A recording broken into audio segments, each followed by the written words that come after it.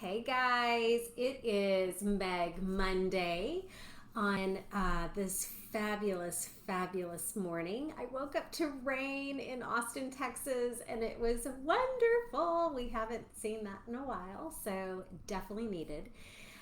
Today, I really wanted to talk about what we eat.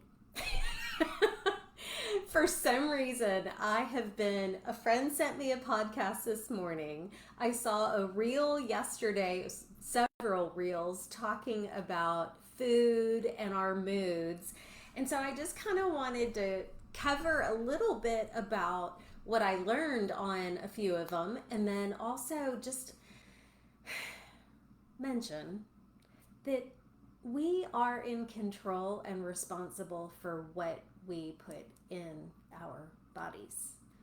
We have control over a lot of things that have to do with our health. And if we don't start making better choices, we are choosing disease and illness. So, get that out of the way because that makes me super sad. Not just for me, but for others, for my kids, for my friends, for everyone in this world. So first of all, I was watching this reel yesterday, and this guy, his name is Michael Pollan. He was on a Lewis Howes, or Howes, however you say it, podcast. And he was talking about how mental health is so impacted by the food we eat. And what he was mentioning specifically was when we're eating a diet loaded with sugar, we are on an emotional roller coaster. All you have to do is talk to a parent who has left their child with a grandparent and they've loaded them with sugar, and then they take them home and you've got a raving lunatic on your hand. I mean, there are noticeable differences of what happens, and not shaming any grandparents out there. I am a parent myself and have ice cream, all the things. But what we're finding is that so much of our mental health crisis today, they're now able to contribute some of these things with the food that we're putting in our body. And in fact, Lewis, I'm not going to try to say his last name again, but he actually asked the question, what do you feel are the best remedies for depression besides medication? And this Michael Pollan guy said, exercise and the food we put in our bodies. Those are, without a doubt, two really good things we can do for our own mental health. And guys, stop killing it at the gym if you're not changing what you're putting in your body with the food you eat. It honestly starts with our fork.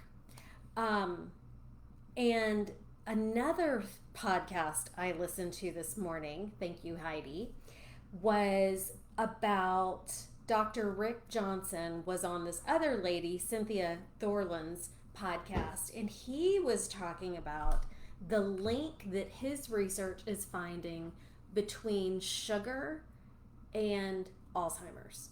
And you guys know how dear to my heart that disease is, as my sweet Shirley has it. And she is amazing and has done amazing with her own attitude throughout it.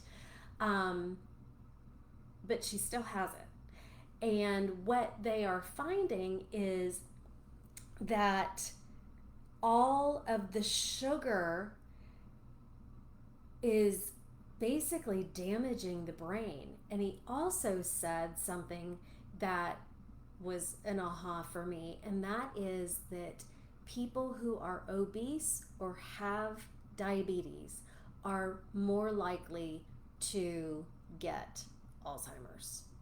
I did not know that. And I've heard it before that Alzheimer's is like diabetes of the brain. So I knew there had to have been some connection with the sugar. But when he said that, I was like, oh my gosh. Not saying that people who eat healthy from the get go never get any disease or illness. That is not what I'm saying. What I am saying, though, is we eat too much sugar. And you know what's interesting is that Dr. Anderson, who created the program that I health coach, he talks a lot about how truly the food industry is run more by accountants than by people who are trying to give us nutritious food. Because honestly, how do you sell more food products? Well, you make them taste good, you make them easy, and that usually means that they're loaded with sugar. Because truly, with sugar, they're going to taste good.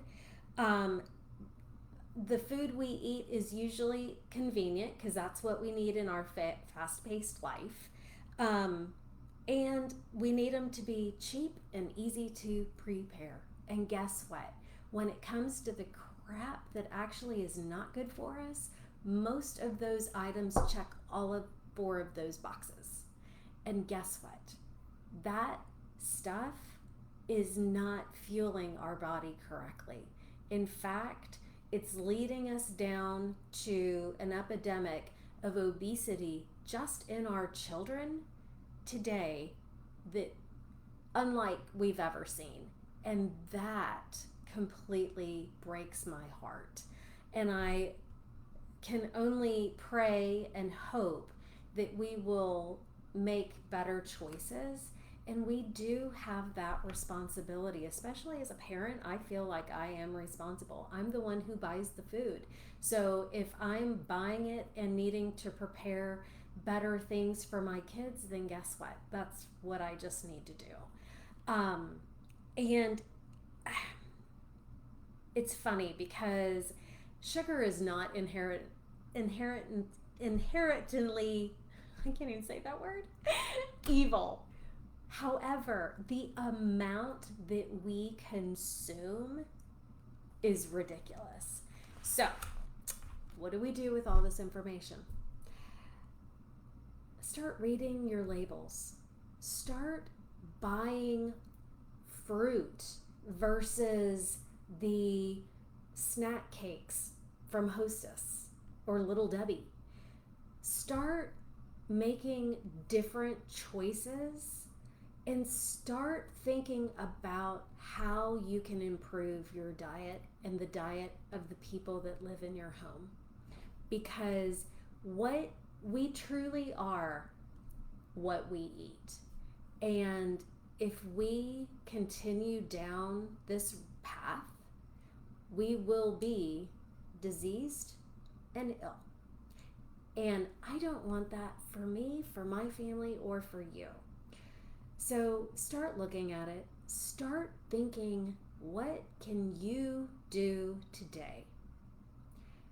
Put down the bag of chips. Put down the sugary donut and choose something different. Honestly, even at 7-Eleven, you can buy a cheese stick, a boiled egg, and you can buy probably some fruit. 7-Eleven even carries healthy stuff. So just think about it that way, make different choices, and really start making a plan to how you would like to start living healthier and ultimately feeling better. Hope this was helpful. Super duper passionate because it breaks my heart how many people suffer because of the stuff they put in their bodies. So hope y'all have a good one and have a great rest of your week. Enjoy. God bless.